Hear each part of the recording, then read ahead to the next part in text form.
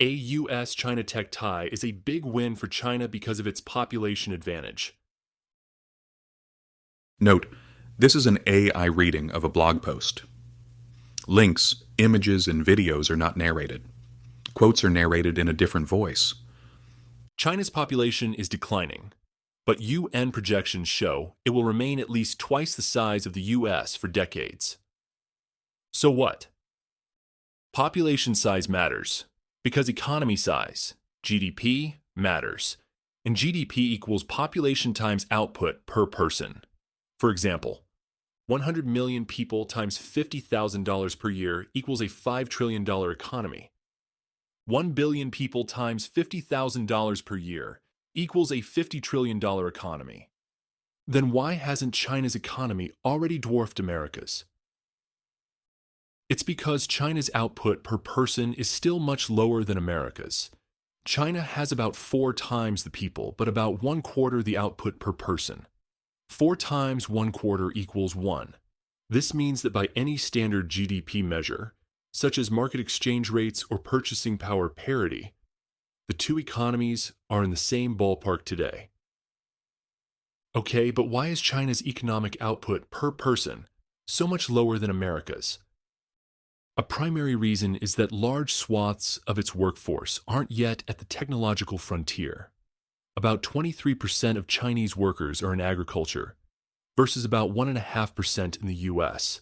However, if China continues to educate its population, mechanize its workforce, and diffuse technology across it, that gap will continue to narrow, and per-worker output will continue to climb.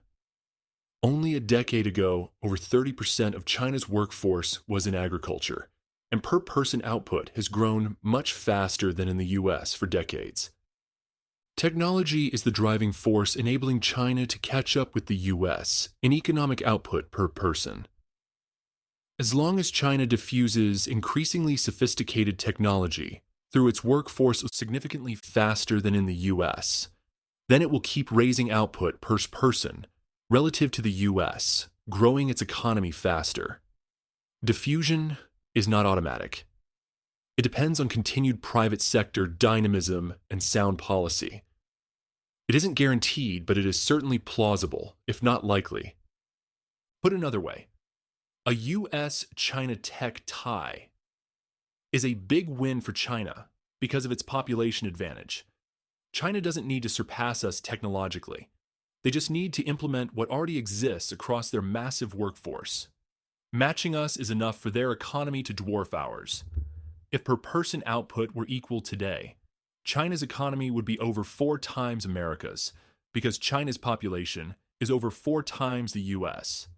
That exact 4 times outcome is unlikely given China's declining population and the time it takes to diffuse technology. But 2 to 3 times is not out of the question. China doesn't even need to match our per-person output. Their population will be over 3 times ours for decades, so reaching 2/3 would still give them an economy twice our size, since 3 times 2/3 equals 2. Some may recall similar predictions about Japan in the 1980s that never materialized. But China is fundamentally different.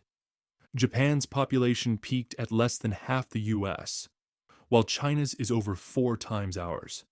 Japan's workforce had already reached the technological frontier when it stalled out, while China is still far behind with massive room to catch up. And what does China win exactly? First, China wins a much bigger economy. With an economy a multiple of the US, it's much easier to outspend us on defense and R&D. Since budgets are typically set as a share of GDP, once China's economy is double or triple ours, trying to keep up would strain our economy and risk the classic guns over butter trap. This is the same trap that contributed to the Soviet Union's collapse. Too much of its economy steered toward military ends. Alliances could help offset raw population scale, but only if we coordinate science, supply chains, and procurement, which we have not achieved at the needed scale. What if China then starts vastly outspending us on science and technology and becomes many years ahead of us in future critical technologies, such as artificial superintelligence, energy, quantum computing, humanoid robots, and space technology.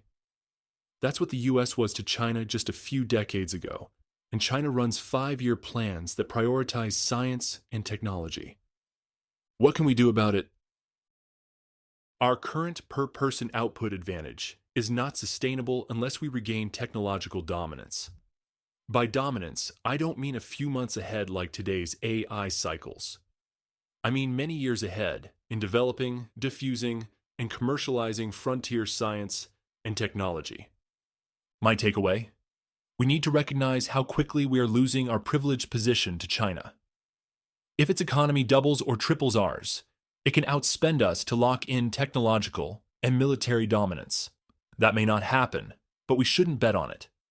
Instead, we should materially increase effective research funding and focus on our own technology diffusion plans to upgrade our jobs and raise our living standards. What about AI automation? The net job effect of AI automation is hotly debated, but any outcome doesn't change this calculus. If employment levels remain about the same, then the status quo population advantage remains.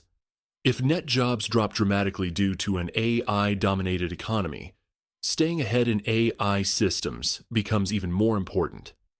So either way, doing more effective research and development is critical. This should be the most important and bipartisan political issue. Research and technology diffusion isn't everything, but it is the cornerstone of future prosperity. If we don't get it right, we definitely lose, and we're currently not getting it right.